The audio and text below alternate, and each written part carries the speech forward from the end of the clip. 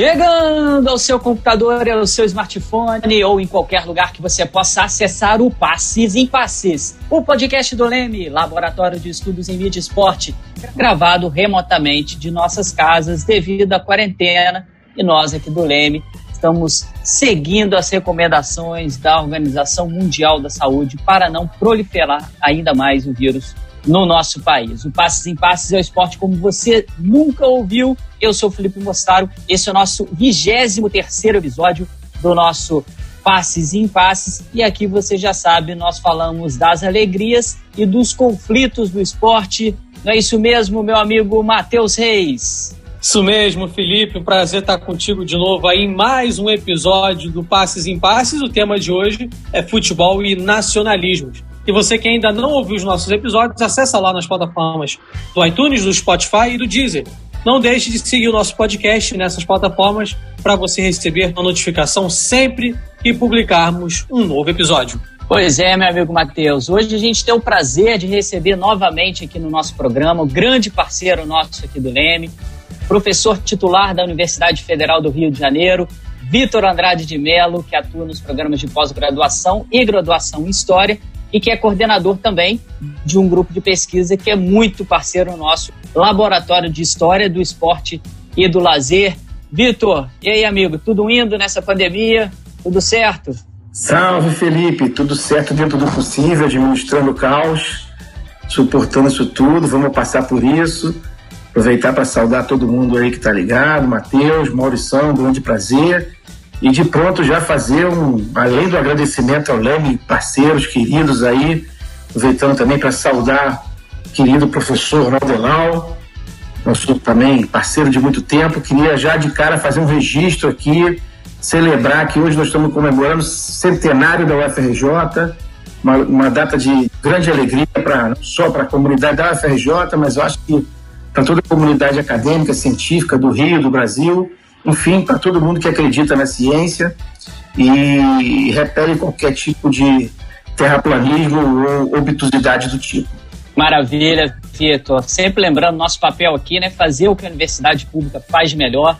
Universidade pública, gratuita e de qualidade, sempre levando reflexão e conhecimento para a população. É isso mesmo, Matheus Reis? Isso mesmo, Felipe. Está aqui com a gente o Maurício Drummond, doutor em História Comparada pelo Programa de Pós-Graduação em História Comparada da UFRJ, pesquisador visitante do Instituto de Ciências Sociais, o ICS, da Universidade de Lisboa.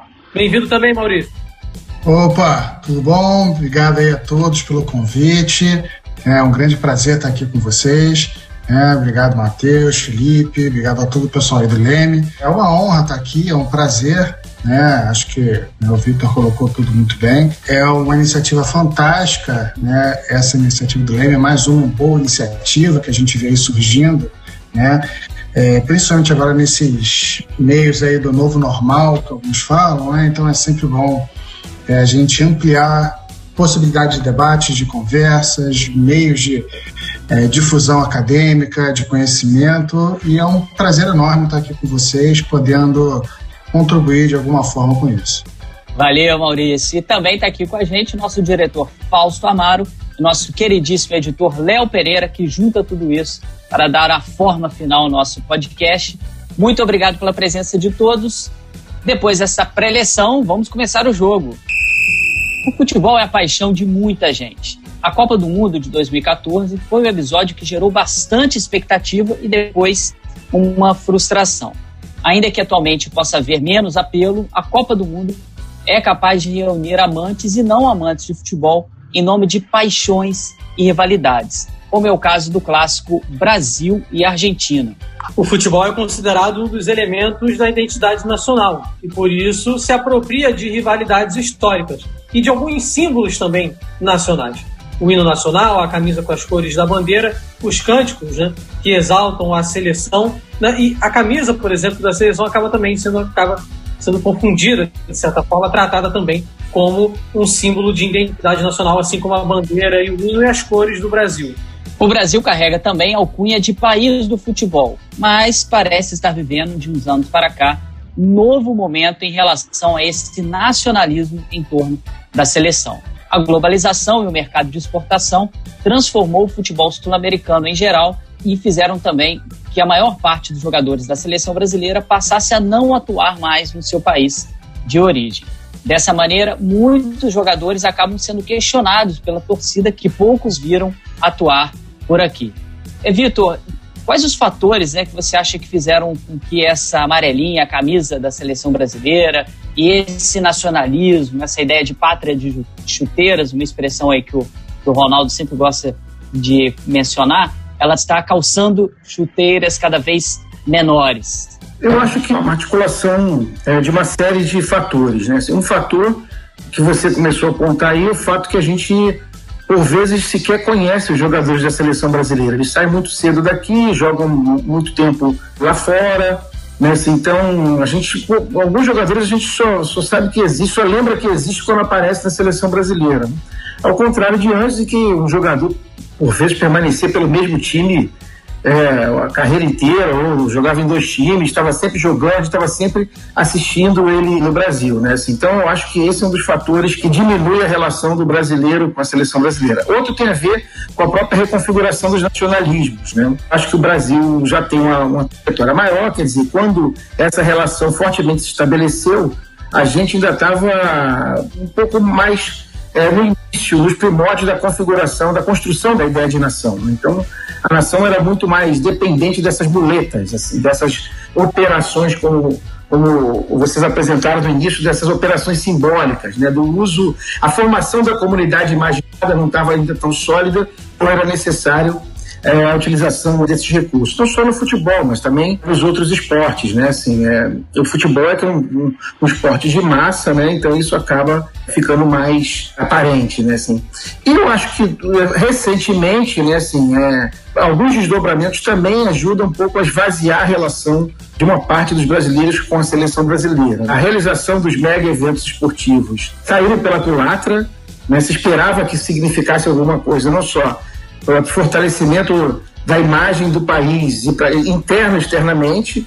Eu acho que interno e externamente as coisas não ficaram bem. A gente projetou mais as nossas fragilidades do que as nossas forças. No meio desse processo, a nação rachou, notadamente ali a partir de 2013, e aí muita gente acabou ligando esse processo de crise ao próprio futebol, né, à própria seleção brasileira, as ações da Confederação Brasileira de Futebol, algo que ficou ainda pior quando um determinado, quer dizer, aí a gente passou a viver um Brasil e Argentina eterno dentro do Brasil desde então, né? É um fla-flu eterno desde então, a nação cada vez mais dividida, cada vez mais separada, e um dos grupos aprendeu a camisa da seleção brasileira, né, assim, um pouco como propaganda do seu ideário, né, assim. Isso, de alguma forma, afastou o outro grupo dessa simbologia, acabou maculando algum dos símbolos mais importante dessa relação, né? Então eu acho que é um pouco isso, né? Refigurações do campo do próprio esporte, refigurações da ideia de nação e refigurações do campo da política nacional nos últimos anos. Perfeito, Vitor. Se a gente for pegar ao pé da letra, né, como está no dicionário, o termo nacionalismo significa um sentimento de valorização marcado pela aproximação, identificação com uma nação. Esse vínculo não nasce da noite para o dia, do dia para a noite. Situações como guerras, né, que são elementos mais palpáveis, né, mais concretos e que interferem muito na vida das pessoas, acabam fazendo essa aproximação e favorecem essa união que antes era idealizada em algo muito intangível, muito subjetivo. Mas também tem outros fatores, e aí a gente está falando de exatamente um deles, que é o futebol. Eu falei tudo isso porque o Maurício é autor do artigo Futebol e Política, Nações em Jogo, e você afirma, Maurício, que a gente pode encontrar diversos casos em que a consolidação de uma identidade nacional aparece associada ao futebol. E aí, como se dá esse processo de construção da identidade nacional a partir do futebol nessa sua visão? Qual é a sua visão de como se dá historicamente essa construção?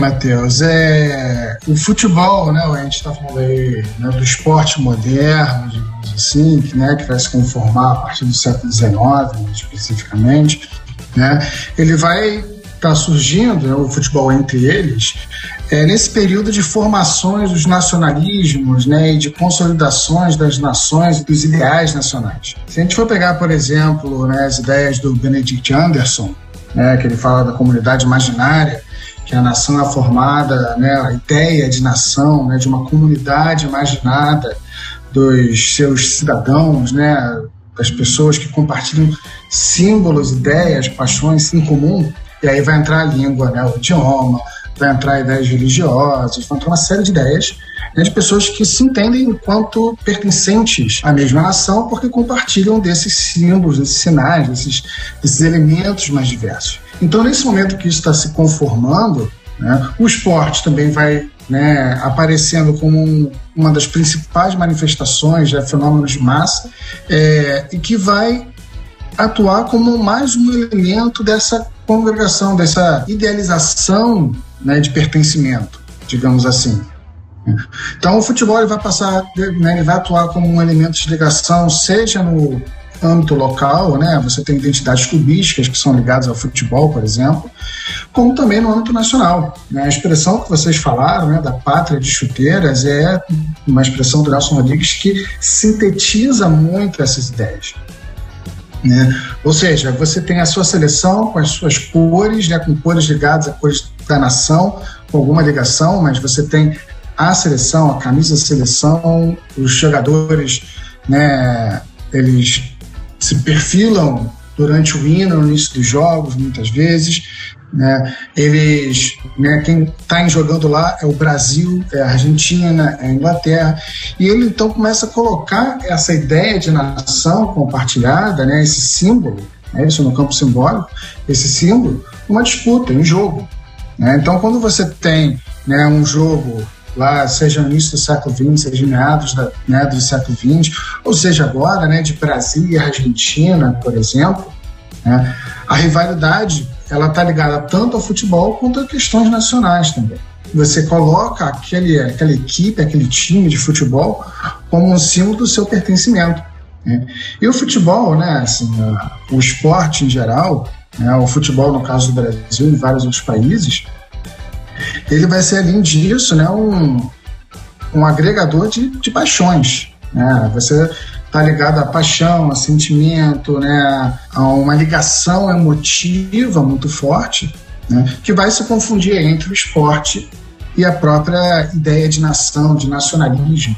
Isso não é somente do futebol, né? A gente sente, né, a gente está mais ligado no futebol por conta do tamanho que o futebol tem no mundo, né? Mas se você pegar, né, países como o Canadá, por exemplo, né, essa ligação vai estar muito mais próxima do hóquei no gelo, por exemplo, do que do futebol. Então você, né, tem ligações com o cricket em outros países, com o rugby, né, a questão dos Estados Unidos, aquele seu excepcionalismo, né, dos esportes americanos. Então todos esses elementos dialogam com essa ideia de nacionalismo, de nação, e o futebol então vai atuar assim no campo do simbólico. É por isso que, desde lá de cedo, né, se percebe esse potencial simbólico, né, esse capital simbólico que vem no futebol, nos esportes, no futebol no Brasil de forma mais forte. E aí você vai ter uma busca, né, de diferentes regimes autoritários e democráticos de tentar se associar, mobilizar esse envolvimento esportivo voltado a ganho político, a ganho de capital político através dessa identificação.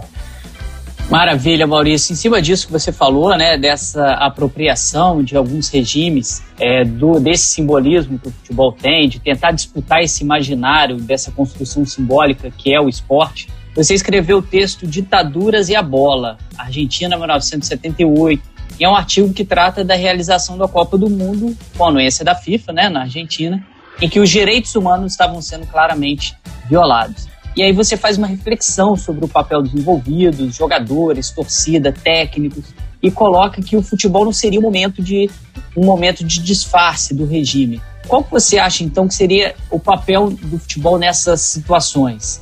Na verdade, Felipe, assim, o futebol ele não tem um papel, né? Ele vai ser mobilizado de diferentes maneiras, ele vai ser interpretado, ele é uma ferramenta de múltiplos usos, digamos assim. né? Então, o que eu coloquei no artigo foi justamente que o futebol ele não funciona somente como um momento de disfarce. Isso foi, né, relatado por atletas que jogaram, por exemplo, que também olhavam, né, outros lados do envolvimento, saiu um pouco daquela visão do futebol meramente como um ópio do povo, né, como um panis et circenses, né, que o Juvenal falava lá em Roma, né, na Roma Antiga, de mobilização unicamente, né, de cima para baixo, de controle e repressão. Ele está ligado a diversos outros fatores também, né? O futebol ele está ligado à questão de festa da população que já vivia no momento uma ditadura e que era um momento de festa, um momento de euforia, né, e por muitos de quebras, né, de regimes de conduta, por exemplo, né? O futebol ele vai ser, né, utilizado como meio de associação, né, por grupos diferentes, ou seja, o futebol ele vai ter múltiplas, né, facetas que vão ser utilizadas. Entre elas está também, né, o lado de um regime que, né, no caso da Argentina, que se encontra, né, quando chega ao poder, quando faz o golpe e chega ao poder, se encontra com um país que já tinha uma Copa do Mundo, né, para ser organizada e decide utilizar aquela Copa do Mundo, né, como forma de projeção internacional, né, principalmente em um regime, né, tão violento, tão conturbado. Como tinha acontecido, né, décadas antes com as Olimpíadas de Berlim em 1936, por exemplo. E que nós temos também outro regime, né, autoritário que chega ao poder com um país que já tinha uma Olimpíada agendada e que decide, né, tocar esse evento.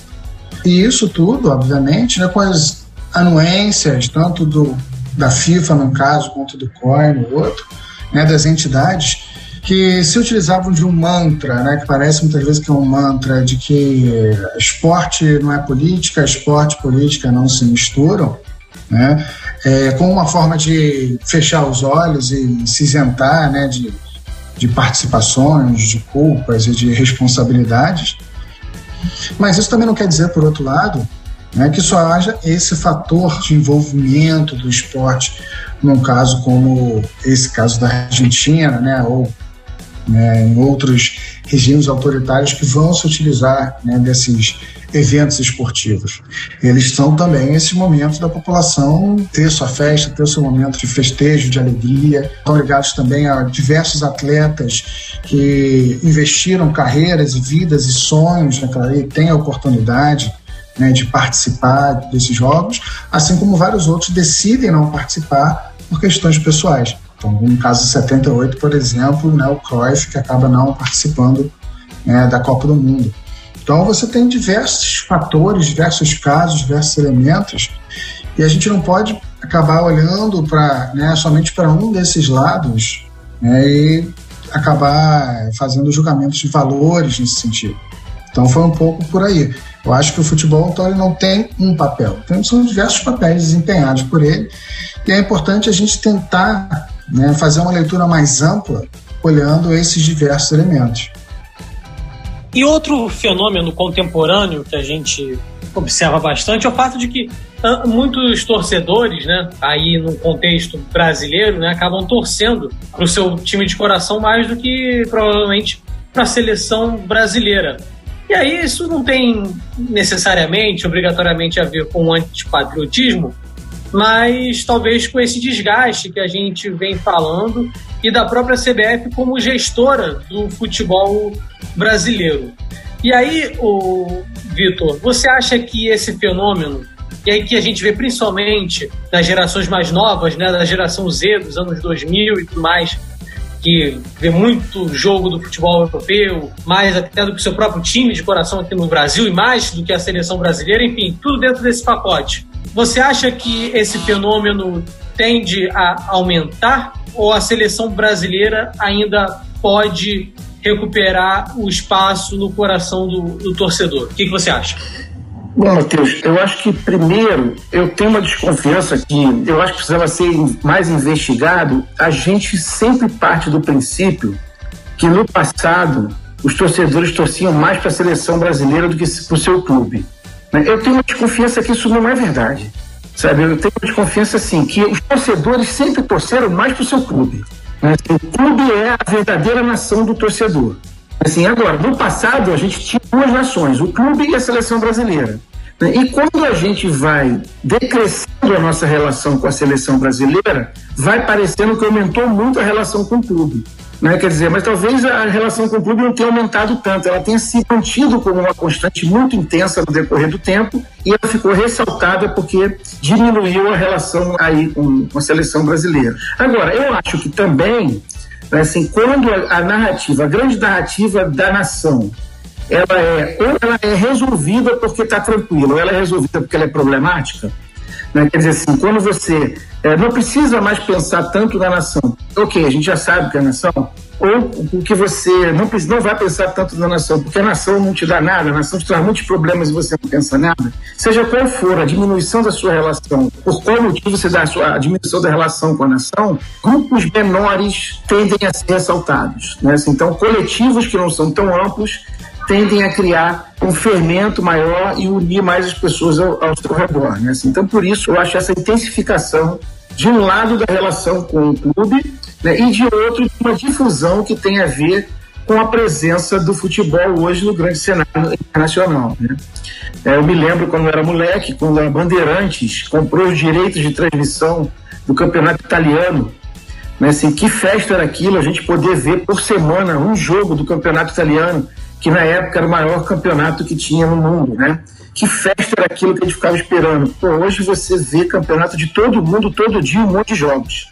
Assim, e brasileiro espalhado por todo lugar, Mas, assim, a concentração de recursos financeiros, a concentração econômica, fez com que o continente europeu tivesse os melhores campeonatos do mundo, até melhores do que o campeonato da Copa do Mundo, Assim, por vezes você vê um jogo da Champions é melhor do que muito jogo, grande parte, aliás, dos jogos da Copa do Mundo, Assim, que tem que, de alguma maneira, respeitar aquela divisão, E aí aqueles grandes astros que estão concentrados nos times europeus, eles vão se espalhar pelas seleções, nem sempre tendo o mesmo desempenho, enfim, que tem lá nos seus clubes de origem, Mas o futebol é consumido hoje por meios que são absolutamente impensáveis, Tipo jogos de videogame, que você pode colocar, escalar o seu time com os melhores jogadores do planeta, escolhendo lá as camisas, Assim, as estratégias comerciais são muito mais apuradas do que no passado, Isso cria, acho que, uma nova dinâmica, do torcedor com o seu clube ou com o futebol, Assim, é importante também dizer que essa gamificação do futebol, por vezes, é patrocinado pelos clubes e pelas entidades futebolísticas. Como, por exemplo, reconfiguram o espaço do estádio e retiram do estádio setores importantes da população. Assim, para mim, um dos maiores crimes que foi feito à torcida foi a retirada da geral.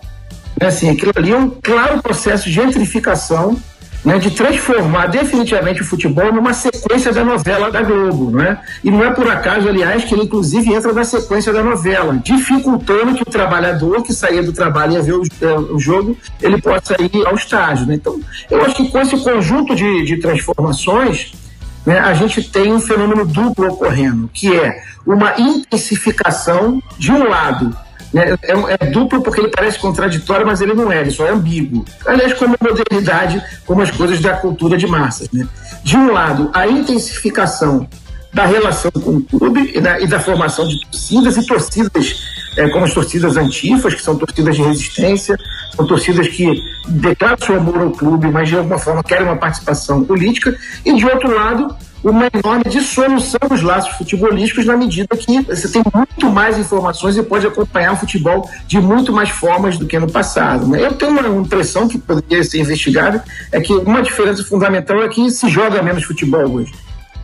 Se joga menos futebol hoje porque tem menos espaço público, ou então porque tudo tem que ser um pouco mediado por uma prática docente, É a escolinha do clube, a escolinha... Então, quer dizer, a gente está vendo o futebol não vai ficar inerte a tudo que está acontecendo na sociedade como um todo, Esse processo aí de virtualização, de remotização, que agora está se exponenciando com a pandemia, já estava em curso, e o futebol está participando aí fortemente desse cenário. Posso dar uma complementada, né, no que o Vitor falou, que eu penso nesse mesmo caminho, né? Mas eu acho também que um outro elemento que o Vitor chega até a mencionar e que é muito importante também é que a gente está passando, justamente nesse processo que o Vitor falou da gentrificação dos estádios e da diminuição do acesso ao estádio, a gente está passando por uma nova forma de se torcer. O torcer hoje em dia, ele está muito diferente do torcer, né, de tempos atrás. E é um torcer hoje em dia remoto, distante, pela televisão, né? Então, a identificação, né, a ligação, muitas vezes, com os clubes, né, do Brasil, né, da sua região, da sua cidade, e os clubes de fora do país, né, Barcelona, Manchester, Liverpool, por aí vai, ela acaba sendo muito parelha, muito próxima uma da outra. Você vê os jogos, você tem as coberturas, né, dos jogos, né, e ela fica muito próxima, né, do que era o torcer para o time brasileiro, né, para o Flamengo, para o Vasco, para o Fluminense, para um time qualquer. Tá?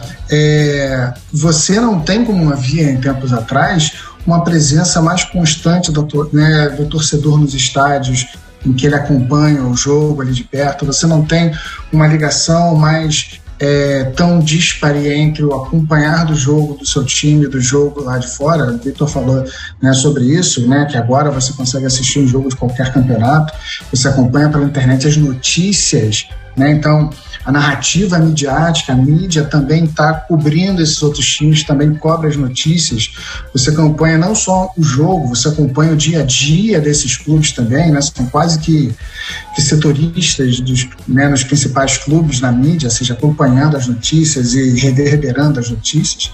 A gente passou agora há pouco por essa novela, né, da renovação ou não do Messi, por exemplo, e as pessoas vão acompanhando isso, como acompanhavam em tempos atrás o que acontecia no futebol da sua cidade, né, ou dos grandes centros, digamos assim, do país, né, e é por isso que o São Paulo, né, tem os seus times atraem torcedores de todas as partes do país também, né. E por outro lado, você também tem um outro fenômeno, isso que liga direto à seleção brasileira, que é da saída muito rápida de jogadores dos times, né, brasileiros para a Europa. Então você tem muitas vezes jogadores brasileiros despontando na Europa que você não conhece ele daqui, você não tem mais como tinha a ligação do torcedor, do jogador do seu time na seleção, por exemplo. Então você torcia para a seleção, mas você torcia especialmente, né, para aquele jogador, para que o jogador do seu time, craque, né, seu ídolo, entrasse, jogasse bem, e que o outro time fosse mal, e depois tinha aquela brincadeira com seus colegas, com seus amigos.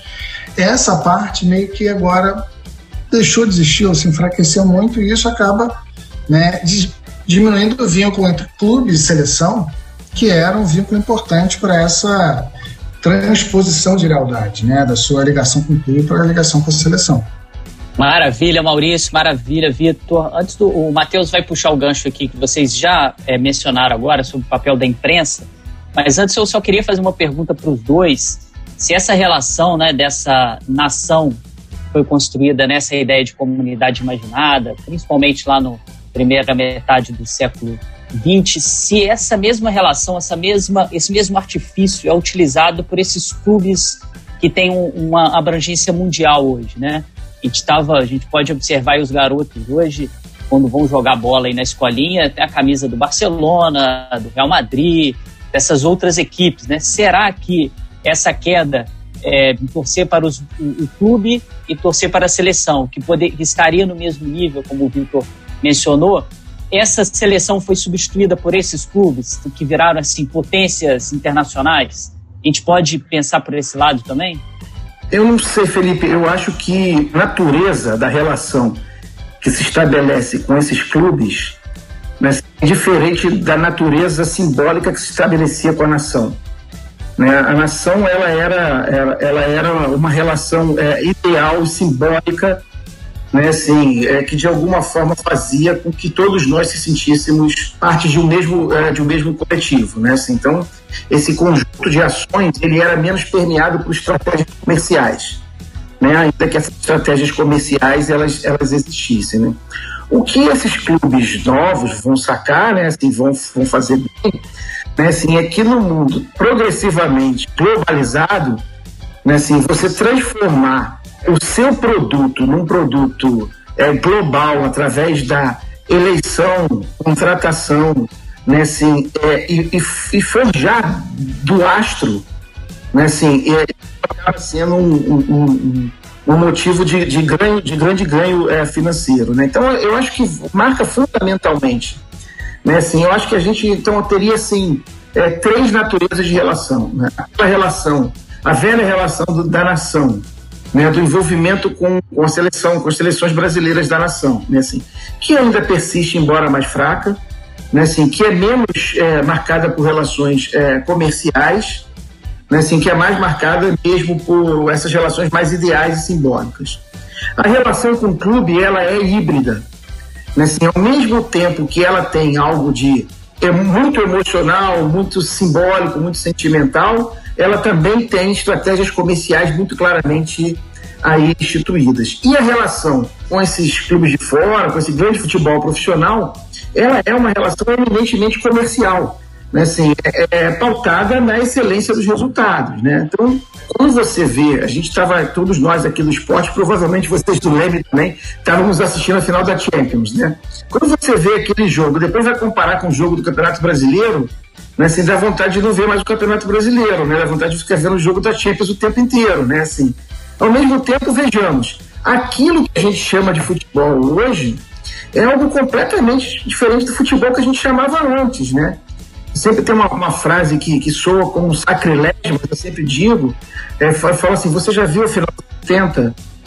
Aí quando eu vi, eu falei, ele não morreu de sono, né? Assim, porque aquele futebol era um futebol posicional, né? Assim, então que o jogador ia, depois o jogador voltava, né? Hoje é aquele futebol mordido, a própria dinâmica do jogo, dinâmica do espetáculo tem a ver com essa estética e essa hipersensibilidade dos novos tempos, né? Então aquilo ali é um super espetáculo mundial, é como se fosse um show dos grandes astros, né? Da Beyoncé, do Michael Jackson, né? Que ali vira, tanto é que os jogadores de futebol eles foram alçados a esse patamar, né? O patamar de grande astro, também ganhando salários astronômicos, né? E também gerando lucros astronômicos, né? Assim, então eu acho que ainda persiste no futebol esses três níveis de relação. Uma que seria mais ideal, simbólica, que era a nação, uma que é muito comercial, que é essa relação com o futebol internacional, e essa do meio termo que a gente tem, que é, né, assim, que a gente tem com o nosso clube, né, assim, que também é cercado de fortes estratégias comerciais, porque, lógico, os clubes também, eles aprenderam a ganhar dinheiro com isso, né, assim, a cada ano eles vão lançar 3 camisas diferentes, custando uma fortuna, né, antigamente a gente comprava uma camisa e durava a vida toda, né? Você ficava com aquela camisa, inclusive era uma honra você dizer, eu tenho essa camisa do Flamengo há não sei quantos anos e eu fui a tantos jogos com essa camisa do Flamengo, né? Hoje em dia, para alguns, a onda é cada vez que o Flamengo lança uma camisa que é igual à anterior, com um detalhe diferente, comprar nova camisa que custa uma fortuna, né? Ou que para os meios alternativos que vendem essa mesma camisa de forma pirata aí na rua, né? Então, acho que de fato é mais um exemplo dessa mudança do perfil da relação que tem o público, né, com o espetáculo futebolístico. E assim, também é importante, né, além disso tudo, a gente lembrar, né, que assim, quando a gente está falando de identidades, né, identidades elas são múltiplas, né, e elas são fluidas e vão, né, digamos assim, chegar, né, emergir, chegar à superfície em diferentes momentos, em diferentes situações. Então não é uma sobreposição de identidades ou uma troca da sua ligação, né, da sua identidade nacional com a seleção, com o time. São, digamos assim, elementos diferentes que vão coexistir, né? Eles vão ganhar força cada um no seu momento. Então a seleção continua como um dos principais pilares, né, de expressão da identidade nacional em massa, né, em forma massiva e espetacular. Só que a questão é que agora, assim, na Copa do Mundo as pessoas vão torcer, né, você tem ainda um elemento de festa na Copa do Mundo. Nas Olimpíadas de uma forma menor, já que é um campeonato, né, no futebol menos importante, não é tão considerado. As eliminatórias, as pessoas já veem assim, é normal, vamos passar para as eliminatórias, agora então, né, com 40 vagas para a América do Sul, né, assim, todo mundo vai entrar, vai ter uma repescagem lá de, né, Suriname contra Venezuela, alguma coisa assim, mas todas as grandes, né, seleções vão entrar, e o Brasil também já não vai ter mais não tem grandes ameaças, né, a participar de uma Copa do Mundo. E temos aí também as centenas de jogos amistosos que o Brasil faz, né, esses amistosos caça-níquel, né, que a gente vê volta e meia. Então você tem uma banalização de muitas, né, aparições da seleção brasileira, onde essa identidade nacional, né, essa representatividade não se faz tão forte, né? Você continua tendo uma relação local muito forte com o clube, né? Então o clube, né, local ou nacional, ele ainda representa, né, uma identificação forte para grande parte, né, dos jovens, porque ainda é aquela ligação sua, a diferença das rivalidades locais, das cidades, né? Você, né, por via de regra, né, vai torcer por um dos grandes times da sua cidade, ou então em algumas outras cidades você torce por um que disputa na sua cidade e também por um outro que disputa no nacional, né? Mas ainda assim você tem uma certa regionalização, né, dos torcedores de times de São Paulo, né, os torcedores de time do Rio de Janeiro, uma coisa um pouco distribuída por conta das rivalidades até. Essa questão da sua identidade marcada pela alteridade, né, de você marcar a diferença com o outro. E os clubes internacionais, eles entram aí, né, uma pegada muito forte na questão do consumo, das camisas e tudo mais, mas você muitas vezes não tem uma relação ou uma ligação tão forte com esses clubes a ponto de você, né, discutir com os amigos porque ele é PSG, o outro é Bayern, agora eu vou, né, vai acabar o jogo, eu estou torcendo para o jogo acabar para poder zoar o meu amigo que é PSG e tal. As ligações, né, desses clubes internacionais, elas acabam não sendo tão sólidas, talvez, como eram com os clubes, né? Elas estão muito ligadas ao consumo, né? O Vitor falou muito bem, né, das camisas, né, dos veículos de informação, nos jornais. Então, você consome aquele espetáculo, que como espetáculo é fantástico, né? Tem os melhores jogadores do mundo, esses clubes, então você, né, a questão dos sonhos, né, da venda de sonhos também está muito forte ali, de se tornar um jogador, mas essas identidades elas vão acabar, né, coexistindo, não vai ter uma substituição dessa identidade, digamos assim, nacional do futebol por outros clubes, digamos. Continuando aqui no histórico de nacionalismo, né, o Kosovo possui um histórico recente de luta por sua independência, sendo um dos últimos países originados da dissolução, né, da antiga Iugoslávia que conquistou essa independência. O Kosovo está disputando atualmente a Nations League, no mesmo grupo da Grécia, Eslovênia e Moldávia. Maurício, você escreveu um artigo sobre o papel do esporte no processo dessas lutas político-diplomáticas dessa jovem nação. Conta um pouquinho mais para a gente essa história do Kosovo, como é que dá para a gente relacionar com o tema de hoje aí do nosso programa.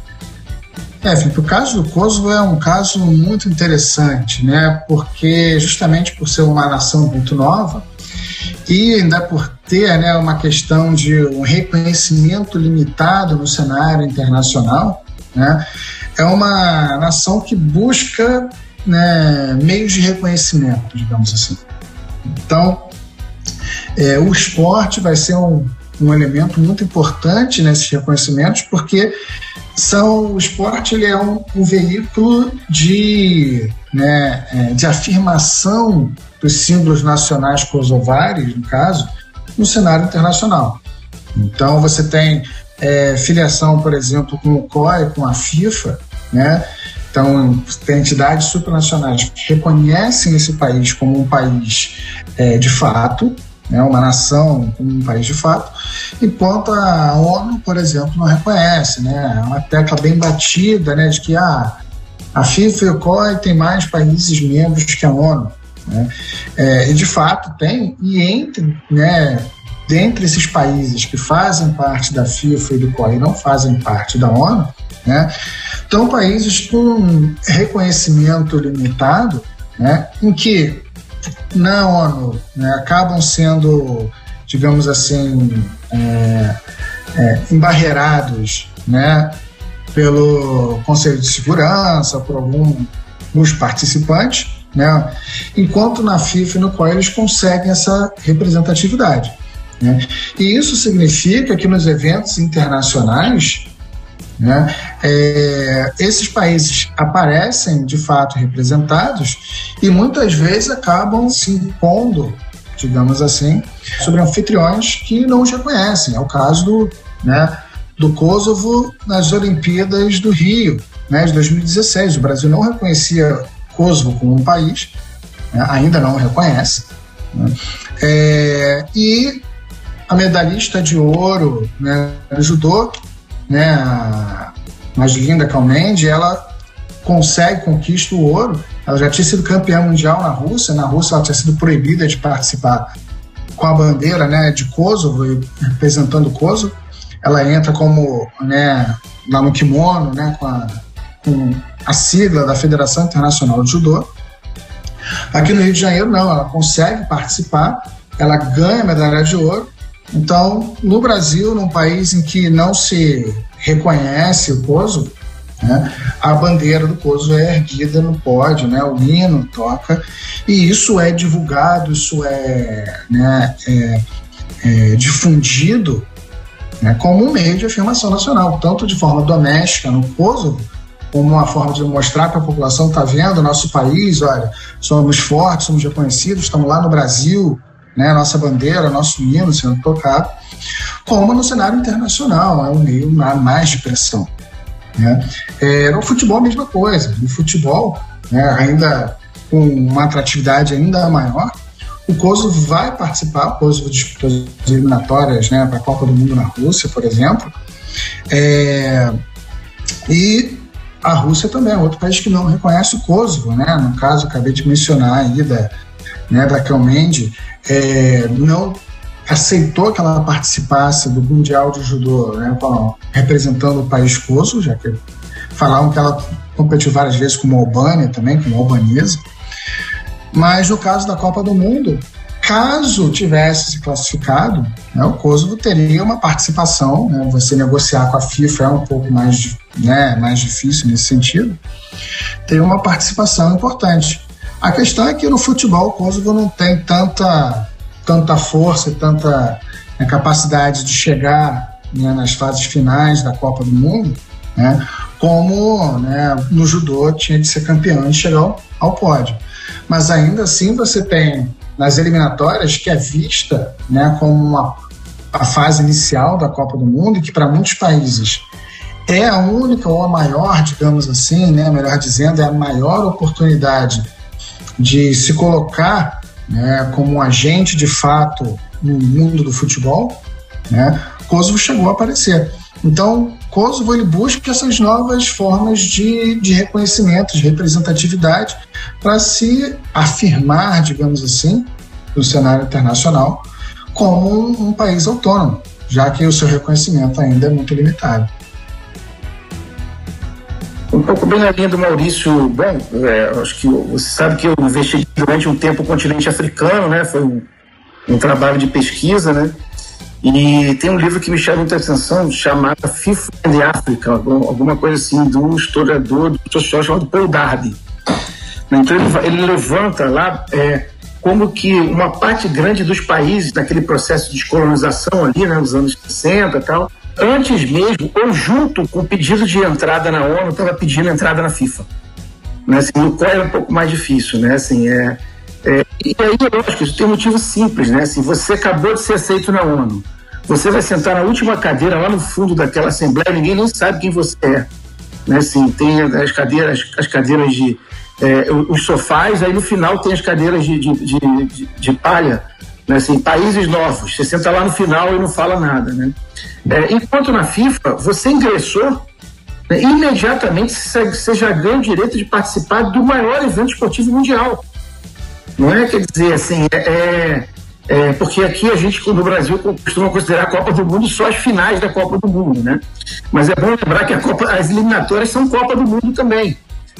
Então isso é um exemplo de uma e longe de mim dizer que a FIFA é democrática, não é nada disso, né? Assim, só estou dizendo o seguinte, é um exemplo raro de que você entra no clube, né, e já ganha direito de participar da melhor competição do clube, né? Assim, obviamente que muitos países não vão passar das eliminatórias e muitos países chegar até as finais da Copa do Mundo já é uma vitória enorme, né? Mais ainda, você pode organizar. Eu vejo lá o caso de Cabo Verde, onde eu investiguei, né? Assim, aquela região da África ali, que está Cabo Verde, Mali, ela é uma região que é fraca de futebol. Guiné-Bissau, né, é fraca de futebol. Então, eles organizam. Assim, com chancela da FIFA, organizaram durante muito tempo, acho que agora está parado, um torneio Amílcar Cabral, que era tipo um torneio só para aqueles países que não ganham, não passam nunca de nada. Né? Assim, e aí, da mesma forma, né, assim, quando algum daqueles países ganha o torneio Amílcar Cabral, é uma celebração incrível, como se tivesse ganho uma Copa do Mundo, né? Assim, então eu acho que o sistema do futebol, né, assim, ele permite que você faça diversas estratégias para você, de alguma forma, performatizar publicamente. Acho que é isso um pouco que o Maurício falou, né? Assim, o futebol permite uma performance pública de nação, né? Assim, que dificilmente o futebol e o esporte em geral, né? O Maurício deu bem exemplo aí né, assim, países que às vezes têm um esporte em que eles são bons, né? Assim, e aí toda a nação fica acompanhando aquele país ali, né? Assim, nós temos um colega, o Antônio Sotomayor, que tem um livro lindo sobre Porto Rico, né? E ele mostrando como é que Porto Rico, isso é interessante e confuso, afinal Porto Rico não sabe bem o que é, né? Se é uma parte se é um estado norte-americano, se não é, né? Então, como é que a vitória de uma tenista consegue fazer com que haja uma grande mobilização ao redor desses dois temas, né? Assim, então, eu acho que esse é o grande barato do esporte, né? Assim, ele permite sempre uma performance pública da sua identidade, né? Assim, eu tenho estudado subúrbio agora, né? E aí fala assim, a gente tem muitos cinemas e muitos clubes pelo subúrbio, mas ninguém vai pra rua para dizer meu cinema é melhor do que o seu, né? Assim, todo mundo vai pra rua para dizer meu clube é melhor do que o seu, né? Assim, o Glauber Rocha é um grande cineasta, mas ninguém vai pra rua para dizer assim, Glauber Rocha, né? Assim, a gente vai pra rua para dizer isso. Então essa performance pública de nação, essa performance pública identitária, né, de nação, da identidade do clube, da identidade por vezes de determinados grupos que estão envolvidos, poucos ou talvez nenhum objeto no planeta consiga desempenhar de tão forma quanto o fenômeno esportivo e especialmente o futebol, que é o mais popular dos esportes, né? Vitor, você falou muito bem desses episódios, né, em que um atleta consegue praticamente unir o país, como foi o caso, né, Sotomayor, Porto Rico e tudo mais. E aí eu lembrei da figura do Salah, já que você falou tanto da África, dos países, a relação com a FIFA, o futebol. O Salah fez, né, o Egito ter uma certa visibilidade por ele ter sido eleito o melhor jogador da Premier League nas últimas temporadas, e isso não acontecia com um jogador africano há muito tempo, dele ter, depois de 28 anos, ter recolocado a seleção egípcia numa Copa do Mundo.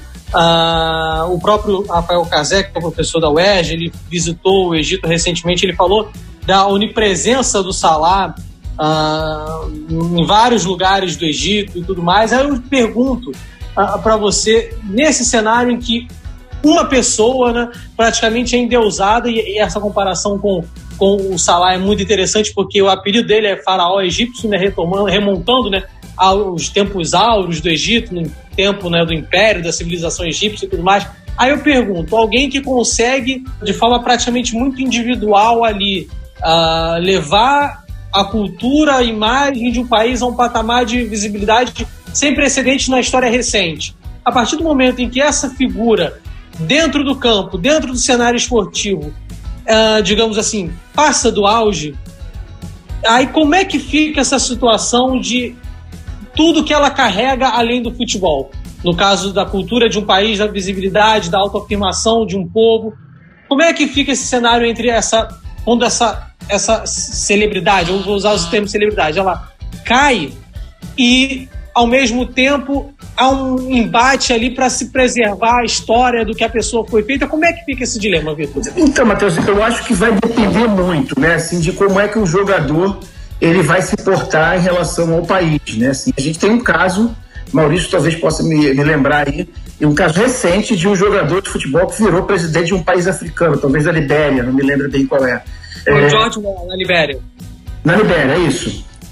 E hoje ele é presidente lá da Libéria, né? Quer dizer, o primeiro-ministro, não sei bem qual é o cargo que é eleito lá, né? Então, eu acho que alguns jogadores, eles, depois da aposentadoria, eles conseguem um pouco seguir mobilizando essa grande popularidade para outros fins, né? Um pouco assim, ó, eu já não jogo mais como antes, mas eu sigo sendo o representante da nação, né, assim, dessa nação que jogou tudo em mim, né? E isso nos mais diferentes esportes, né? Não necessariamente no futebol, né? Assim, eu estou escrevendo agora um artigo sobre o Guilherme Paraense, que foi o primeiro medalhista brasileiro olímpico, né? Assim, medalhista de ouro, né? Porque antes teve a de prata da equipe de tiro, né? Assim, eu estou escrevendo por um outro motivo, que eu estou interessado mais em como que ele foi um líder suburbano e, no meu modo de entender, isso foi apagado da história, né? Então, quando falavam do Afrânio Costa, que era um outro atirador, falavam, não, Afrânio Costa, do Fluminense,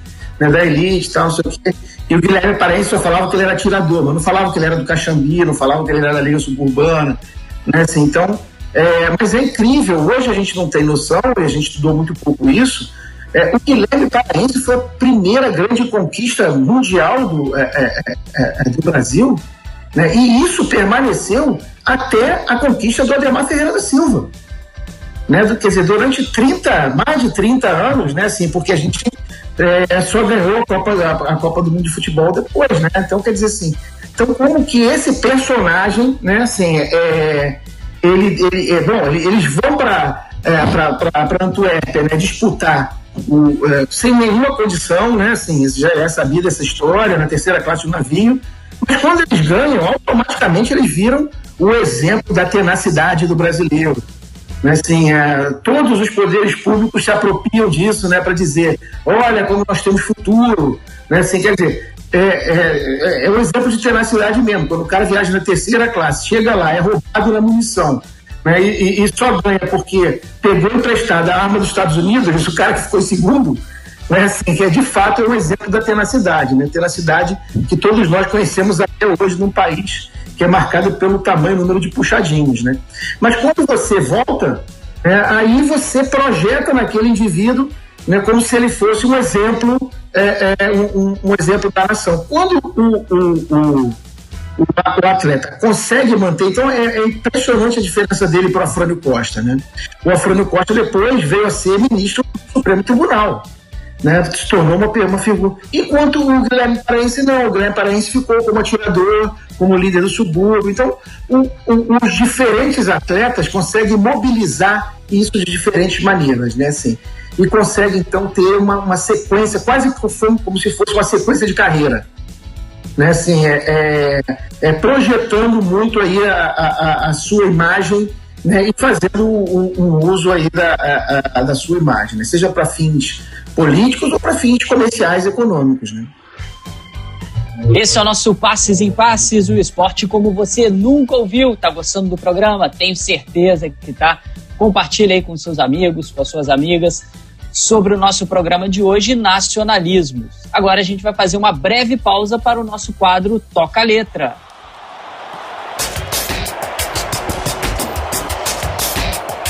A música de hoje é Sou Brasileiro. Ela é composta por Nelson Biasoli e cantada pela torcida em época de Copa do Mundo.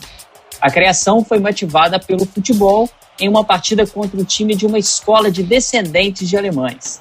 Biasoli contou em uma entrevista ao jornal Globo que sempre se emociona ao ouvir a letra ser entoada por diversas torcidas. Solta a música aí, Léo.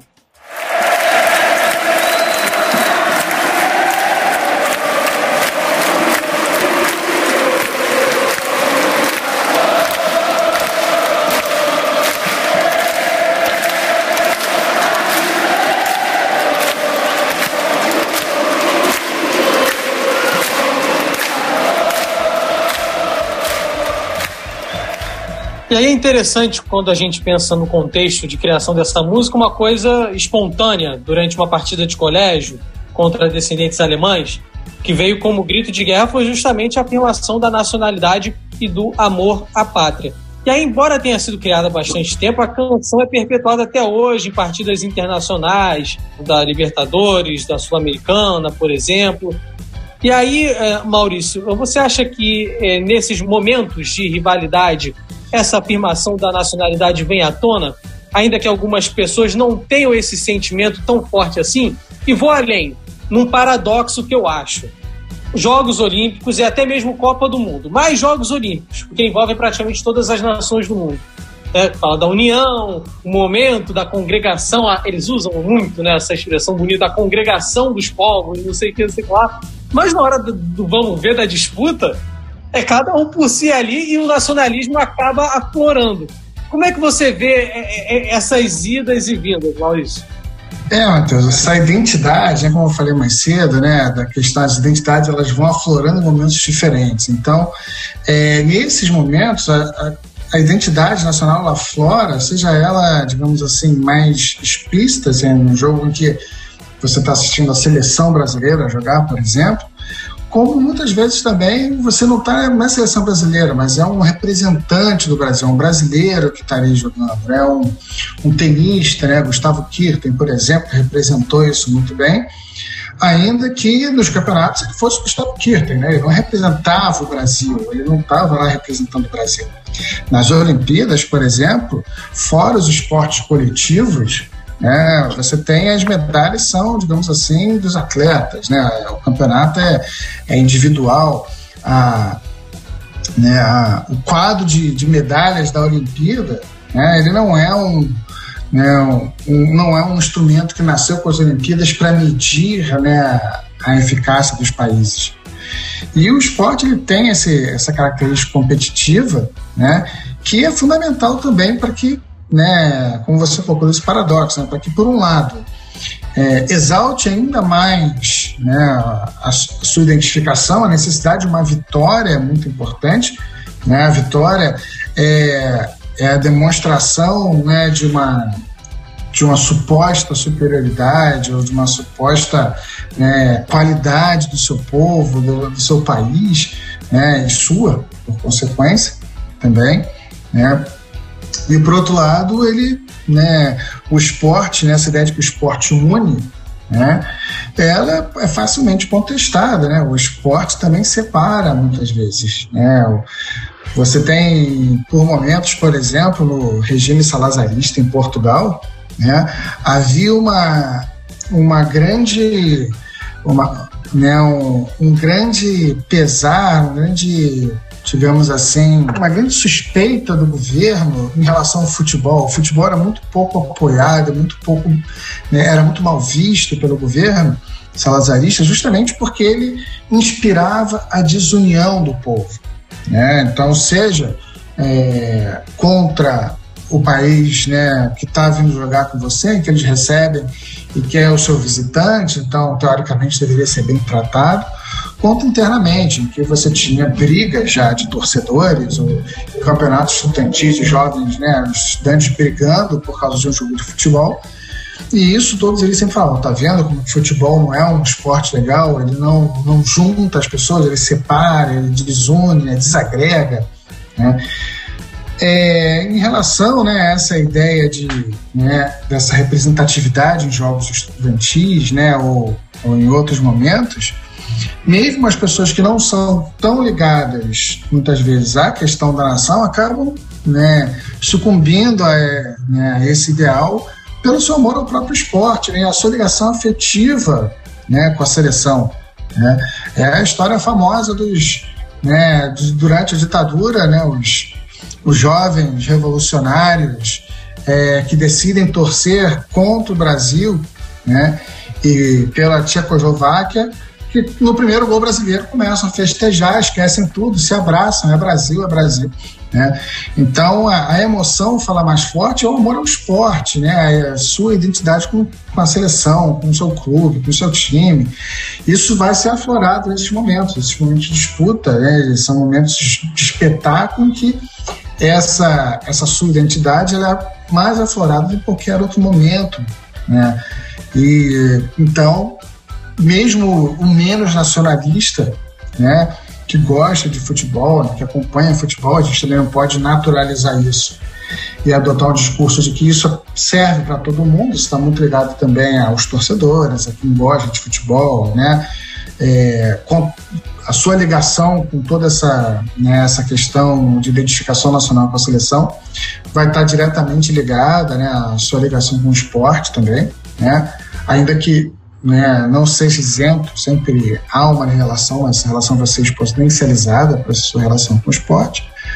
Nesses momentos, então, das competições, essa sua identidade que está em disputa na hora vai, né, disparar. Isso serve tanto para o jogo da seleção quanto para o jogo do seu colégio, né, no intercolegial lá, né, que você está ou, né, xingando, né, o jogador do outro colégio, ou às vezes é no seu mesmo colégio, que você tem 3 times ali do colégio e um está xingando do outro, né, durante o campeonato. Tem a confusão, tem a briga, mas depois volta tudo normal e as coisas se solucionam. Beleza, Maurício. Que é essa própria intensidade que o jogo provoca, né? Mexer com as emoções dessa forma de, naquele momento, estou defendendo essa equipe, a própria sala, né? Como você brincou no colégio. Quem nunca discutiu feio com um amigo num futebol, numa pelada, né? Brincando. E depois do final da pelada você senta, pô, desculpa, aquela hora eu estava nervoso. Esse sentimento, cabeça quente, né? Essas emoções que o esporte sempre suscita, tanto quando a gente pratica, quando a gente está lá observando, sendo espectador, né? Empenhado ali no jogo, em torcer para alguma equipe. Esse é o nosso 23º episódio do Passes em Passes, o esporte como você nunca ouviu. E agora a gente tem o nosso quadro, que é o Leme Cast Club, que é a hora de você, ouvinte, participar do nosso programa. Sempre lembrando, se você tiver alguma sugestão de tema, alguma outra pergunta, é só entrar no @LemeUERJ, tanto no Facebook quanto no Instagram, e conversar com a gente. Pergunta enviada aqui pelo @Leonardo Pereira. A gente já passou mais ou menos por ela, mas dá para a gente aprofundar um pouquinho mais aqui. Pergunta do @Leonardo Pereira é a seguinte: vemos um cenário de ascensão de governos de extrema-direita com um viés nacionalista exacerbado. Isso pode respingar no esporte atual, tanto para o Vitor quanto para o Maurício? Vocês já deram uma pincelada nisso, né, dessas apropriações que são feitas em alguns momentos, só para a gente reforçar a pergunta do Leonardo, principalmente no cenário atual. Com certeza, né? Pode respingar, não, respinga, né? Respinga, molha, transborda, não sei como seria melhor a gente colocar isso. E isso é muito claro, assim, na verdade, se a gente for para olhar com cuidado, não só nos regimes autoritários, né? Essa relação ela vai ser quase que contínua, né? Com altos e baixos, mas governos de tendências autoritárias têm uma ligação, costumam ter uma ligação muito forte com o futebol, né? Com os esportes em geral, né? E principalmente por um viés muitas vezes institucional também.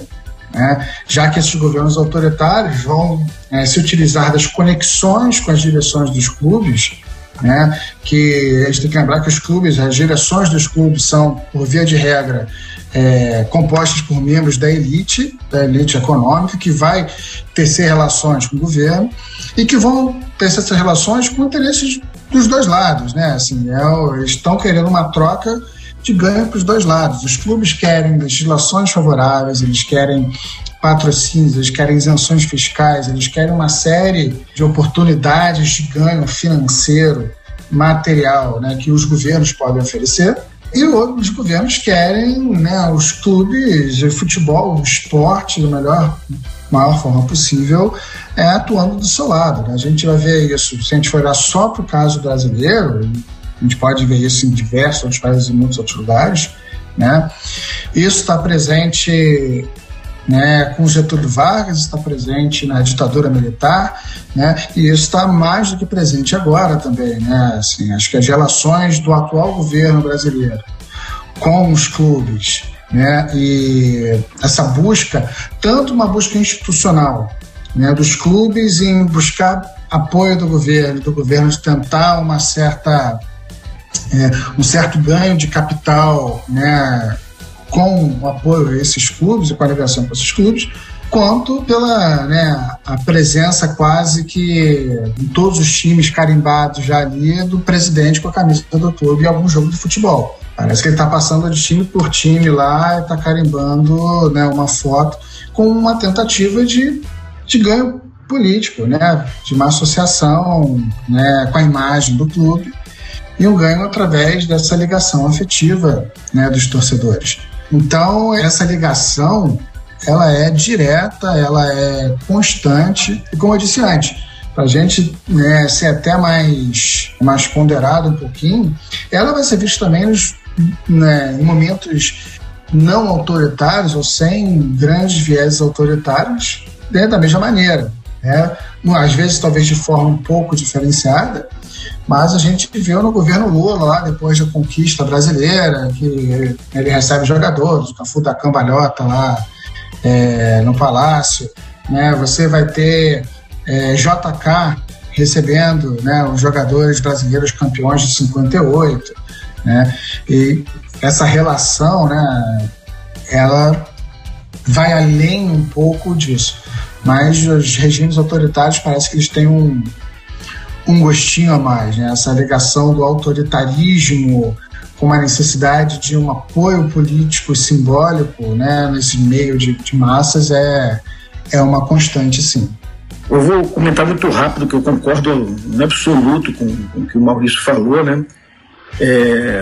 Primeiro, uma observação, assim, eu sou do tempo, cara, que a gente não vestia camisa de clube de futebol do outro time. Não é? Quer dizer, não era por uma questão era uma questão de respeito, né? Assim, então você estava assim, quem você torce em São Paulo? Eu falava, pro Flamengo. E para quem você torce Flamengo? Eu só torço pro Flamengo. Né? Assim, não interessa, não existe isso, né? Assim, né? Então eu desconfio do caráter de quem fica vestindo camisa trocando toda hora de camisa de time de futebol. Já dá para desconfiar do caráter de quem faz esse tipo de coisa, né? Assim, e aí eu acho que o que o Maurício coloca, né, assim, é que um regime autoritário, né, assim, acho que vamos pensar assim, três fatores, três coisas assim, é muito mais, né, assim, um regime que fosse progressista, um regime que fosse conservador, um regime que fosse autoritário, né, são três facetas diferentes assim, né, assim. Um regime autoritário, ele tem menos vergonha, né, eu acho que é um pouco isso que o Maurício falou, ele descaradamente usa o esporte, mas ele também usa os outros meios de produção cultural, né? Quando ele não usa, ele detona, né? Assim, ele bota artista fracassado da Globo para ser secretário nacional de cultura, né? Assim, ele detona o meio cultural, ele persegue, entendeu? Assim, quando ele não pode controlar, né? Assim, porque normalmente as forças de oposição no cenário artístico são mais articuladas e enfrentam mais os poderes constituídos, até pela natureza da linguagem. A natureza da linguagem, nesse caso, faz toda a diferença, né? Então, acho que a diferença central é que regimes autoritários eles usam de forma mais descarada, né? Agora, lamentavelmente, por vezes a gente vê proximidades muito grandes entre políticas de esporte de esquerda e políticas de esporte de direita, e às vezes até autoritária, o que não significa que a gente não tenha experiências incríveis de políticas de esporte de esquerda. Tivemos muitas, né? Mas tivemos muitos. Bom, é só assim, para mim, um exemplo máximo, né? Um governo progressista, né, um governo do qual eu apoiei e participei ativamente, né, embarca naquele projeto furado de trazer mega evento esportivo para o Brasil, né, assim, e faz da forma como fez, né, assim, não há como eximir esse governo da culpa, né, não há como eximir esse governo da culpa desse uso espúrio que foi feito do fenômeno esportivo, né, mal feito do fenômeno esportivo, né, assim, que trouxe prejuízos para a população, né, assim, que trouxe a violência para a população e que só trouxe, como sempre, ganhos para meia dúzia de pessoas que estão sempre ao redor, né, assim, gaviões que estão sempre ao redor dessas coisas para obter lucros financeiros diversos, né, assim. Ainda assim, isso não chega aos pés do que normalmente é feito por governos autoritários, com o uso político do esporte por governos autoritários. E aí a gente tem outra pergunta, que é da @Carolina Vanessa. Ela pergunta sobre o declínio das comemorações e das lamentações em torno das Copas do Mundo. Por exemplo, ela diz que vê que essas lamentações têm acontecido com menos intensidade, na visão dela, aqui no Brasil, assim como, por exemplo, as vitórias. E em outros países, ela vê que essas vitórias e derrotas têm sido mais intensamente comemoradas, como foi o caso da Alemanha em 2014, ela cita como exemplos, né, para reforçar a opinião dela, e da França em 2018 e até mesmo da Croácia indo para uma final de Copa do Mundo. Qual a opinião de vocês? Seria o Brasil um ponto fora da curva? Até que ponto nosso, entre muitas aspas, nossa superioridade, né, por ter sido pentacampeão do mundo, até que ponto isso contribui? Enfim, apesar de estar sendo uma superioridade em decadência há muito tempo, a opinião de vocês dois sobre isso? Então, Carolina, eu não acho que a gente, nas comemorações, a gente tenha, assim, a gente comemore menos que países como a Alemanha ou a França, né? Talvez a gente, faz muito tempo que a gente não comemora, né? Uma Copa do Mundo, né? Assim, mas a gente, quando a gente tem as conquistas clubísticas, né? A gente tem uma comemoração muito intensa, como a gente viu no passado com o caso do Flamengo, quando chegou da Libertadores, foi recebido, eu acho que foi lindo aquele negócio, ele foi recebido, foi levado, né? Quer dizer, isso, a cidade parou para a torcida levar os caras ao aeroporto, depois parou para receber, né? Então, eu acho que a gente tem ligado menos para as derrotas, nisso eu concordo contigo. Mas tem a ver com tudo isso que a gente falou antes, né? Quer dizer, a gente já não liga tanto para isso porque a gente sabe que a nação não é mais só a seleção de futebol, a gente tem mais problemas para lidar, né? Então, portanto, a gente perdeu, né? Perdeu, tira as bandeirinhas, né? Deixa a tinta lá no chão da pintura, né? E vamos para outra Copa, né? Então eu acho que é um exemplo. Além de tudo, a gente não vai nem ver os jogadores, entendeu? Eles não vão nem passar direito do Brasil, né? Assim, se a Copa foi no Brasil, eles já estavam por aqui, mas quando a Copa é em outro lugar, eles nem vêm para cá, eles vão direto para o clube deles lá, né? Então, nesse novo cenário em que a ideia de futebol, pelo menos para nós, está menos a dar a ideia de nação, que a gente reconhece que tem outros problemas, né? Assim, eu acho que isso explica um pouco que a gente já não ligue muito para a derrota da seleção brasileira, né? Eu acho que a gente liga mais para a derrota do clube mesmo, né? Assim, a derrota do clube, isso deixa um amargo na boca terrível, notadamente se você for derrotado por seu rival, né? Quer dizer assim, porque uma coisa é o Flamengo ser derrotado por um clube de São Paulo, outra coisa é ser derrotado por Vasco, né? Assim, imagina, uma final Flamengo, faz muito tempo que a gente não acontece isso, né? Faz muito tempo que a gente não tem esse problema.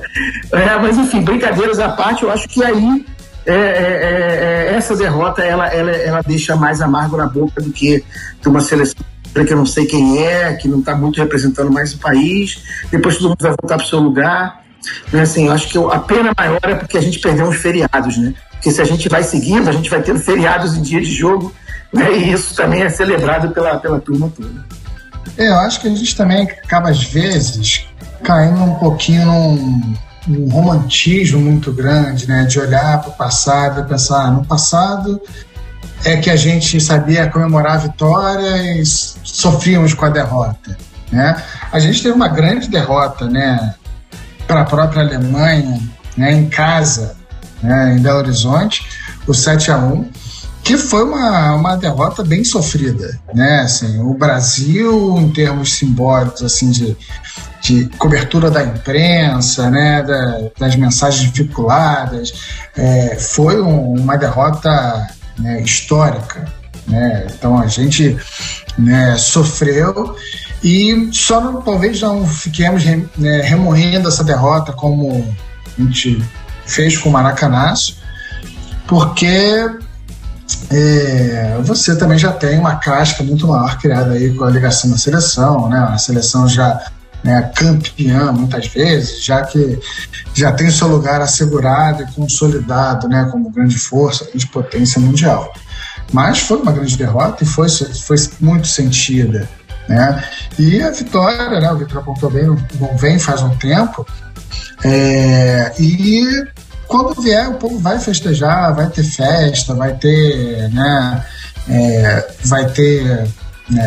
comemoração.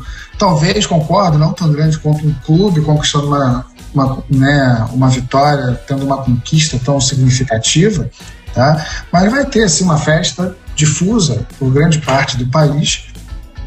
E é difícil a gente comparar, né? Assim, a festa do Brasil vai ser maior do que a festa para a Alemanha e o outro caso.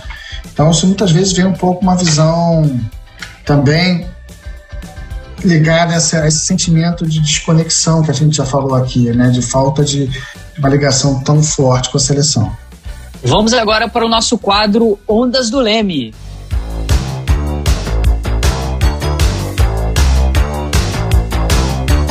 No quadro Ondas do Leme, a gente sempre indica alguns trabalhos que vão auxiliar no seu conhecimento sobre cada tema abordado aqui no nosso programa. O que está em alta quando a gente fala de nacionalismos? Vitor, quem indicar? Pode ser algum filme ou algum trabalho, algum livro, algum artigo que possa ajudar aí o nosso ouvinte a se aprofundar um pouquinho mais nesse tema? Cara, eu acho que é fundamental ler os 2 livros do Maurício, tanto a dissertação de mestrado quanto a tese de doutorado, né? O Maurício é um dos nossos grandes especialistas, assim, ainda mais do visto da história, sobre a relação entre esporte e nacionalismo, né? Assim, mas tem muitos trabalhos novos, bons surgindo no âmbito da história, né? Assim, o trabalho do Euclides, por exemplo, que não é tão novo assim, né? Mas também é um trabalho muito bom, bastante bacana, né? Assim, então, esse é um tema, é um bom tema, um tema que tem tanto muita coisa em tese, né, em livro, quanto filme. A gente tem milhares de filmes que tratam desse tema, né? E mesmo na literatura, né? Assim, mas enfim, eu acho que eu sugeriria fortemente aos ouvintes aí a leitura tanto da dissertação de mestrado quanto da tese de doutorado do Maurício, que estão lançados em livro, os 2. E você que está curioso aí para saber, né, os 2 livros a gente vai colocar no link, na descrição lá do Comunicação Esporte, o link para os 2 livros do Maurício que o Vitor acabou de mencionar aqui para gente. Maurício, alguma outra dica para gente? A dica que eu tenho a dar é uma coisa que está saindo agora aí do forno, né? É um grande livro, né? Uma grande compilação, uma grande coletânea, né? Que está sendo publicada agora pela editora da Unicamp, né? O Futebol nas Ciências Humanas do Brasil, né? É um livro com 42 artigos diferentes, de pesquisadores de diferentes áreas, né? História, sociologia, comunicação, antropologia, psicologia, economia, e por aí vai, né? Um livro, né, de 800 páginas, ou seja, é uma obra que chega para marcar presença e reunir, né, digamos assim, o estado da arte da produção acadêmica brasileira, né, de ciências humanas e sociais sobre o esporte. E acho que é um livro que vai se tornar assim, uma referência, né, num futuro bem próximo para quem está começando a estudar esporte, quem está entrando nessa seara e que vai ter a oportunidade de encontrar uma quantidade enorme de olhares e, a partir daí, né, conhecer bem o que está sendo produzido para poder, né, se situar melhor nesse campo. Eu vou indicar aqui um livro que foi organizado pela nossa queridíssima e saudosa Simone Guedes, junto com Edson Gastaldo, integrante aqui do Leme. É um livro de 2006, mas é um clássico, Nações em Campo. É um livro organizado pelos 2, Copa do Mundo e Identidade Nacional, que traça um panorama bem interessante, fala de alguns dos pontos que a gente falou aqui no nosso programa, e vale a pena, além dessas dicas aí do Vitor, do Maurício, você dar uma lida, que se interessou pelo tema, né? Você ouvinte, que gostou desse tema aqui hoje, procurar esse livro. Matheus, alguma outra dica aí pra gente?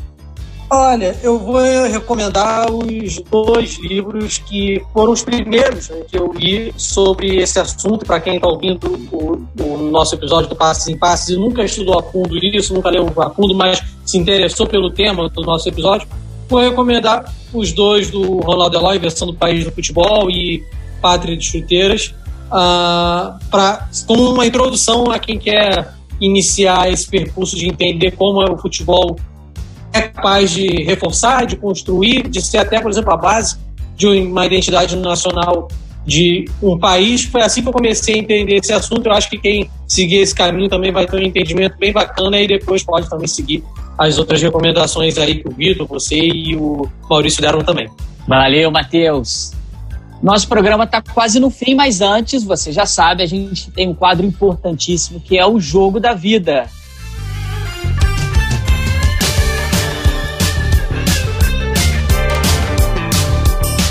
Qual jogo marcou a sua história? Em qual momento o esporte entrou realmente na sua vida? Quando você teve certeza que seria um apaixonado pelo esporte? Maurício, pode falar aí o seu time, né? Não sei se tem alguma relação esse Jogo da Vida com o seu time do coração. Sempre tem, né? Sempre tem. Ou se foi um jogo na época da escola, alguma coisa assim que te despertou e falou, pô, eu vou pesquisar esse tal de esporte aí o resto da vida, esse bichinho me pegou e isso vai ser meu trabalho o resto da vida. Acho assim, é difícil você encontrar um pesquisador, né, do esporte que não tenha entrado nesse campo movido pela paixão, né? E quanto mais tempo essa pessoa pesquisa, mais forte essa paixão, porque teve que enfrentar obstáculos muito maiores para conseguir, né, fazer essa pesquisa, porque começou provavelmente numa época em que estudar esporte, né, não somente futebol, mas estudar esporte ainda era uma coisa muito mal vista dentro da história e de outras ciências humanas, né, fora do campo da educação física mais especificamente. Então, meu jogo da vida, digamos assim, acho difícil, né? São tantos os jogos que a gente acompanha, né? Mas um dos jogos que mais me marcou, né? Talvez o jogo que mais tenha me marcado, não sei dizer direito, mas foi, né, a vitória do meu querido Flamengo sobre, né, o Vasco da Gama com o gol do Petkovic, né? Aquela falta maravilhosa, né, que proporcionou uma explosão de alegria assim, no finalzinho ali do jogo. Então esse jogo foi fantástico assim, pela festa, pela catarse, né, que veio ali no final do jogo, e porque eu pude presenciar, né, assim. Mas a vitória da Libertadores do ano passado também foi muito forte, né, aquele golzinho no fim ali do Gabigol também chegou bem perto. Maravilha, Maurício. Só para a gente reforçar, a maioria dos flamenguistas, né, que participam do programa estão entre esses dois gols também, viu? É Pet ou Gabigol. O pessoal fica nesses dois, né, que mexeram realmente com o emocional. Compreensível, né? Vitor, você, quando participou aí da primeira vez do nosso podcast, né, do nosso Passo em Passo, a gente falou sobre cinema e esporte. Você já tinha mencionado o seu jogo da vida. Mudou de lá para cá? Teve alguma coisa? Quer reforçar alguma coisa do seu jogo da vida? Devo ter citado o Flamengo e Atlético Mineiro, foi isso, não foi? É isso aí. Esse é o jogo da minha vida, Foi o único título que eu vi com meu pai, né? Meu pai o Flamengo é isso, né? A paixão que o meu pai deixou para mim, né? Assim, que eu também deixei pro meu filho João, né? Então, a gente tinha perdido no meio da semana lá para o Atlético Mineiro, né? Pô, a gente não tinha sido campeão brasileiro ainda. Meu pai era militar da aeronáutica, estava viajando, né? E ligou e falei, pô, perdeu. Ele falou, não, mas a gente vai ser campeão brasileiro, não se preocupa, né? Assim, o velho tinha uma certeza disso incrível, né? E aí aquele jogo foi épico, né? Aquele gol do Nunes lá em cima do Silvestre no final, né? Assim, então esse jogo, e foi o único título que eu pude, de fato, brasileiro, né? Eu acompanhei alguns títulos do Carioca, mas brasileiro foi o único que eu pude, porque ele morreu. Depois a gente, enfim, né? Eu não consegui nem ver o Campeonato Libertadores com ele no outro ano, no ano seguinte, né? Então esse é o jogo da minha vida, com certeza, assim. Eu sempre lembro do velho. Quando o Flamengo está jogando um título, eu sempre lembro do velho. Maravilha, Vitor. Você quer saber o jogo da vida meu e do Matheus? A gente falou isso lá no nosso episódio sobre o Maracanã, hein? Que os dois jogos da vida, tanto o meu quanto o Matheus, foram jogos do nosso clube, também 2 flamenguistas, né? Estamos dominando aqui o passe. Só o Fausto, nosso diretor vascaíno aqui, que está acompanhando. O resto, todo mundo flamenguista. Se você quiser saber qual foi o meu jogo da vida, o jogo da vida do Matheus, acessa lá o nosso podcast sobre a história, os 70 anos do Maracanã. Pode falar, Matheus. Só para não vou prolongar muito, mas já que a gente está falando dessa questão que envolve totalmente futebol, nacionalismo, eu vou lembrar do meu jogo da vida que tem a ver com essa temática. Foi o meu primeiro jogo em Copa do Mundo, foi a Copa de 2002, para mim foi uma Copa muito especial. Foi a primeira que eu vi, eu já tive a oportunidade de ver um título, e é a primeira recordação que eu lembro de seleção brasileira. Assim, não lembro de nenhum jogo anterior do Brasil. Do Flamengo eu lembro desse do Pet, na época eu tinha 7 anos, 2002, 7 para 8 anos. Então, meu primeiro jogo em Copa do Mundo já teve essa carga emocional já, né, de torcer loucamente, assim, e tudo mais, de fazer contagem regressiva, faltam só 7 jogos pro Pepe, e assim, mesmo não lembrando de nada antes da seleção, eu já senti isso, né, essa questão do nacionalismo em relação à Copa do Mundo, e reflexo da nossa cultura monolítica, digamos assim, monoesportiva, né? Porque eu não senti isso com a Olimpíada, por exemplo, né? Eu senti isso com essa relação do esporte com o nacionalismo no futebol, numa Copa do Mundo. E a circunstância daquele jogo também acho que atiçou isso, né? Foi um jogo que o Brasil começou perdendo o gol do Hassan Saleh, se não me engano, da Turquia, depois o Brasil conseguiu virar no segundo tempo, então a partir dali em diante, né? Ou depois a gente teve recentemente essas frustrações recentes, né, de distanciamento, mas no início foi algo que começou muito forte. Maravilha, Matheus. Época que dava para usar amarelinha sem ser confundido, né, meu amigo? Pois é. Aqui já está guardado há 5 anos, pelo menos, no armário, sem sair. Pois é. Apito final no nosso Passes em Passes. Muito obrigado, amiga e amigo ouvinte, por estar aqui com a gente no nosso Passes em Passes. Compartilhe sempre o programa com seus amigos, envie seus comentários para o LemeCast Clube e leia o nosso blog, comunicaçãoesporte.com.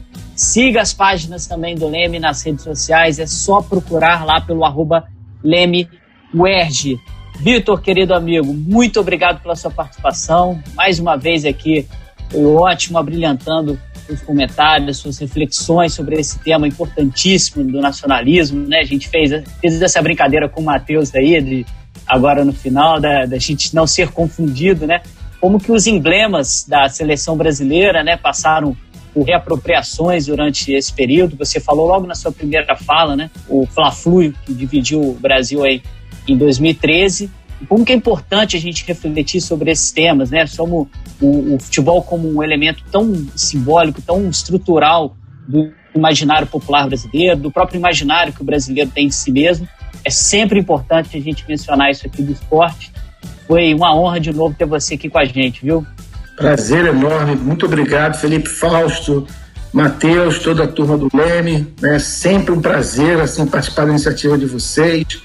É um privilégio poder ter o Leme como parceiro do esporte, do nosso laboratório, é uma relação já longínqua, enfim, é muito bacana. E um prazer enorme também estar sempre com o Maurição, aí que foi com quem eu aprendi muita coisa sobre o tema, né, lendo os trabalhos dele, os trabalhos de outros colegas. Então, uma noite aqui agradabilíssima, espero aí que os ouvintes curtam esse nosso bate-papo aí.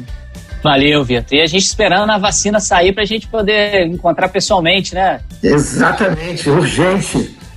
Urgente, isso. Maurício, muito obrigado, cara, pela sua participação, estreando aqui no nosso Passes em Passes. Espero que volte outras vezes para falar com a gente. Hoje o tema é um tema que você é especialista, né? Como o Vitor mencionou muito bem, a gente já deixa indicado aqui o seu trabalho de mestrado e de doutorado. Prazer enorme ter você aqui com a gente no nosso Passes em Passes. Felipe, o prazer foi todo meu, foi, né, um bate-papo muito legal, muito agradável, né? Agradeço muito a você, Matheus, né, ao Fausto, né, a todo mundo lá do Leme. É muito bom ter essa oportunidade, né, cara, de contribuir um pouquinho para algo tão importante, né, que é esse processo de difusão de conhecimento e de criar oportunidades para que cada vez mais pessoas tenham acesso, né? Então, compartilhe aí a sua vontade, a gente ter logo uma vacina para a gente poder se encontrar pessoalmente, né?